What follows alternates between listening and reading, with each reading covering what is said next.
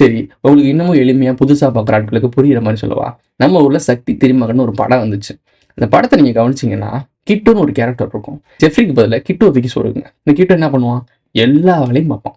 அதாவது அண்டர் கிரவுண்டில் இருந்துக்கிட்டு எல்லா வேலையும் பார்ப்பான். எல்லா பொலிட்டிஷியன், எல்லா ஹையல் பொசிஷன்ஸ் எல்லாமே பண்ணுவாங்க. நீங்கள் ஜெஃப்ரி கிஃப்ரின்னு கத்திக்கிட்டு இருக்கீங்க. அவன் படம் எடுத்து ஹிட் அடிச்சுட்டு போயிட்டு இருக்கீங்க. என்னடா உங்கள் முன்னாடி தான் உண்மைகளும் ரகசியங்களும் இருக்குது. பார்க்கக்கூடிய தன்மை தான் உங்கள்கிட்ட இல்லை.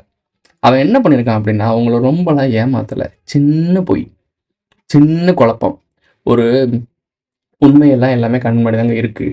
அவன் என்ன பண்ணுறான் அப்படின்னா டைவர்ட் பண்ணுறான், உங்களை குழப்பி விடுறான்.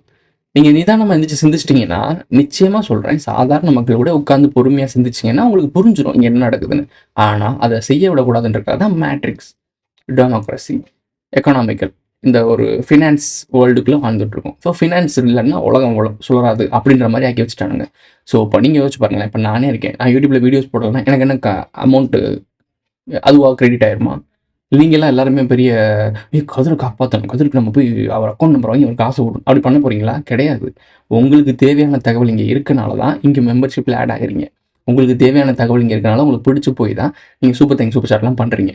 ஸோ அப்போ உங்களுக்குன்னு ஒரு தேவை இருக்குது, எனக்கும் ஒரு தேவை இருக்குது. ஸோ இப்படி ஒரு தேவைகளின் உலகமாக மாற்றி வச்சுட்டாங்க.